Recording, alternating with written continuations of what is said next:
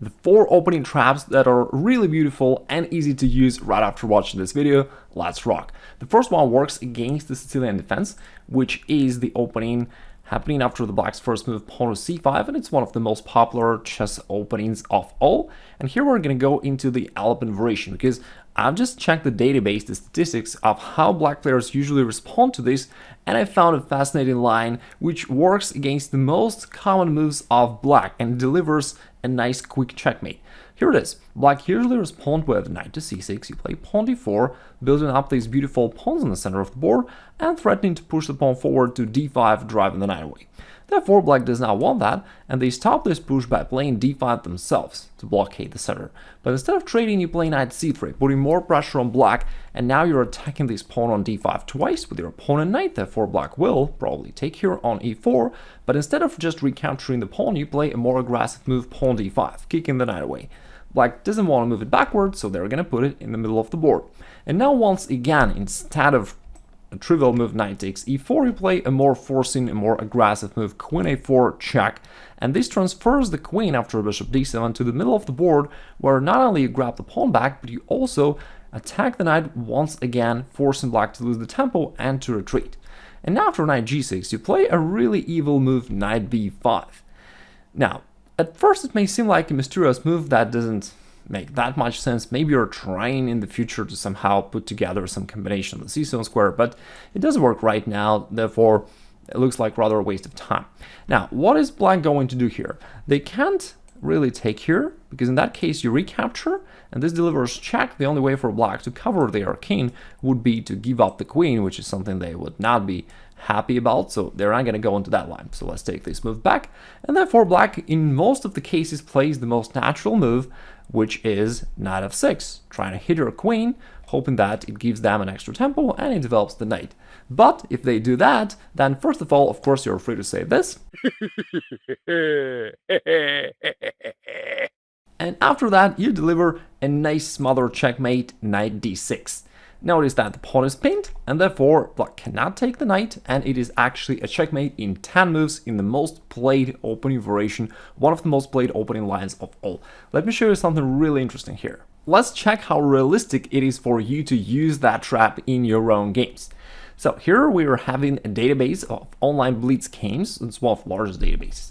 Now, if we go pawn e4, the two most common responses of black are either pawn e5 or pawn c5, so Sicilian Defense is definitely a common choice. Now, c3, the Alapin variation, is certainly not the most played one, but we're going to go there. And you can see that the top response of black by far is knight c6, so they're going the way we want them to go now. You go d4, once again, by far, by a large margin, they're going to trade here in the middle of the board. Again, the first response is pawn d5. Instead of e5 for all those moves, you play knight c3, a less known, less common move, which is great because your opponents are unprepared. Again, overwhelming majority of players are going to capture here. You push d5. Still, the vast majority goes knight e5. We play queen a4 check. Almost everybody plays bishop d7. We capture here on e4.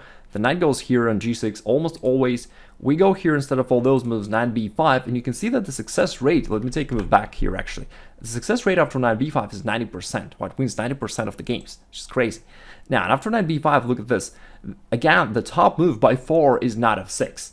And it's been played by really strong players. You see that almost 2700 rated player, 2450, 2700 rated player once again. They're simply blundering this knight d6 smother checkmate. So I'm giving you a real killer. This is a winning line, 10 moves checkmate in one of the most played opening by, according to statistics. That said, we're saving the best for last, so definitely stay tuned. And the next trap is going to be for black, so that we have a balanced video here. And after pawn d5, we're entering the Scandinavian Defense, a really great aggressive opening. After white captures, you may either play knight f6 or capture there right away with queen takes d5. And here, although the main move is knight c3, there is another move which is also very common. It's pushing the pawn to d4 right away. And we're going to go into this line for now. By the way, if you want to learn more traps about the knight c3, the major line, I've got a dedicated video with 7 best traps in the Scandinavian Defense. And there you can find a lot about the knight c3, the main move here. Anyway, let's go into the d4 line, which is also, again, a popular choice. You respond with knight f6, and here white is tempted to play pawn c4, building up these beautiful pawns in the center of the board, as well as gaining tempo, attacking your queen. they definitely expect you to move your queen somewhere maybe backwards or maybe to a5, to the edge of the board, but instead all of a sudden you move it forward, queen e4. And this enters a very interesting variation, which I quite like because it looks like just a round move. Looks like, okay, white's simply going to cover their king somehow, and after that gained a lot of extra temples by attacking your queen, right? So it looks like rather a move in the wrong direction for black, but we've got something in mind. Because let's think about this more specifically. How can white cover their king specifically? How can they do this? They don't really want to use their knight for that purpose, because that would block the bishop, so the bishop can get out after that, and it looks a bit awkward. They can do that with the bishop, because in that case, they lose the protection of their pawn on g2, and you're going to grab it. So that doesn't look good for white either, right? Therefore, in this position, they will probably play bishop e3, covering their king that way, and expecting to play knight c3 next to drive their queen away. Then, you strike in the center with the move pawn e5. And it's a bit annoying to white, right? You already try to counterattack. So they're going to go knight c3 at this point, thinking, okay, at least right now I'm forcing this dude to move away, and I'm gaining a temple. But now, with the move pawn e5 being played, instead of moving the queen, you've got to move bishop b4. So you keep balancing, not letting white do anything against your centralized queen. Again, it looks wrong at first, but it works out really well for black. Now, white players are already a bit confused at this point because they feel that you're doing something a bit awkward, and yet somehow you're pressuring, you're attacking white, and there is no easy solution for white. In fact, your position is already good here. And here's what they do here. They play queen a4 check, and now they think to themselves, okay, I gotcha. At least I'm going to play queen a4, double attack king and bishop, and win a piece. And after you play knight c6, trying to block and at the same time defend the bishop, they say, okay, that doesn't save you because I'm going to go pawn d5, and because of the ping, the knight cannot go away, so it's going to be captured, you're done.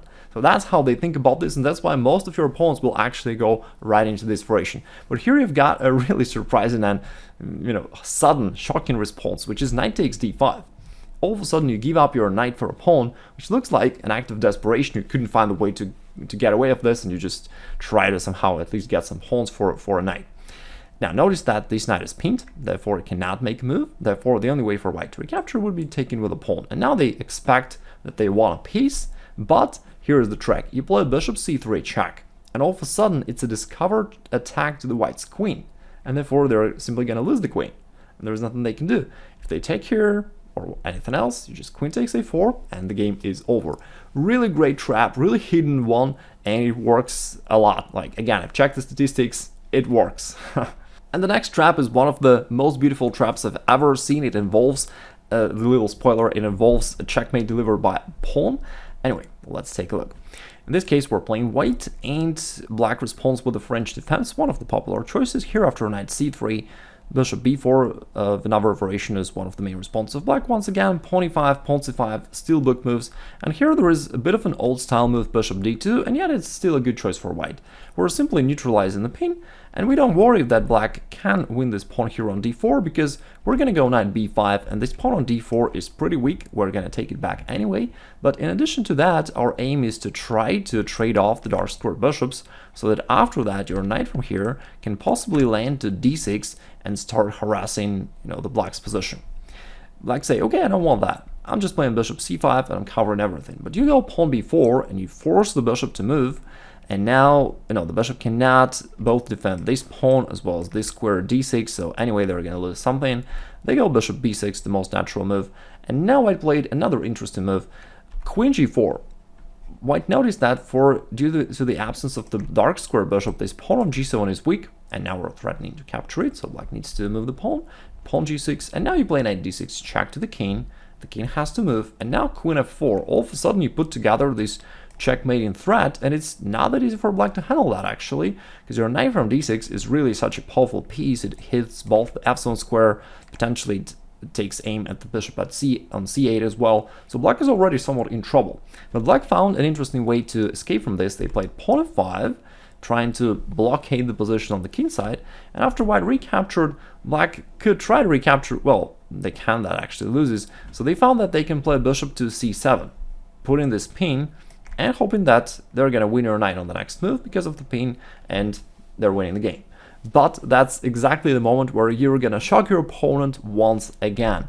White played a move queen h6, and black was just shocked and resigns. What's the point? Well, we're giving out the whole queen, and after this check, the only square for the black's king to move would be king g8, but all of a sudden that little pawn on f6 makes a big difference because you can play pawn f7 and it is a checkmate. A very rare checkmating construction where you sacrifice the queen, delivered a checkmate by a pawn, and like, yeah, with just 2 minor pieces involved. So really fascinating example and a very practical trap. And the final trap for today works against the popular variation of the Sicilian Defense known as the Dragon variation. Here we're entering just the main line of the Sicilian Defense, and after these moves, black goes pawn g6, aiming to fianchetto their bishop. Again, one of the most popular variations of the Sicilian Defense.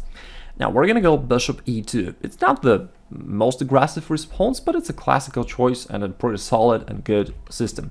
If you want to play more aggressively, I've got another video where I'm covering the most aggressive variation, perhaps pawn f4, which scores greatly for white, especially in internet blitz games. You just have great success right here, so I'll link a video about that variation. But for now, let's come back to the classical line: bishop e2, bishop g7, bishop e3. For now, both players are just finishing their development, and in this case, black decided that, hey, I can strike in the center and equalize the game that way. Quite a common thematical move for black would be pawn d5, trying to just simplify the position in the middle of the board and claim that they have an equal game now.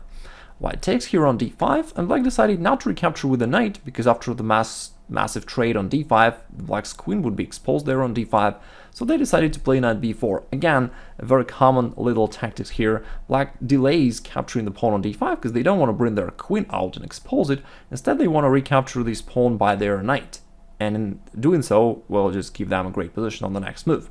But white played a very tricky move, pawn d6. At first, I mean, it's hard to comprehend really the point of that move, why it was going to lose this pawn anyway, but why would you give it like that? Anyway, black captures the pawn, but now knight takes b5.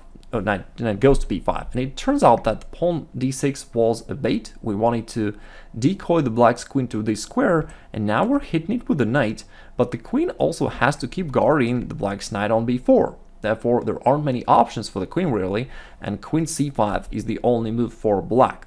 And now all of a sudden you go knight e6, delivering another beautiful discovered attack to the queen, and the knight from here from e6 attacks a lot, for example attacks the bishop on g7.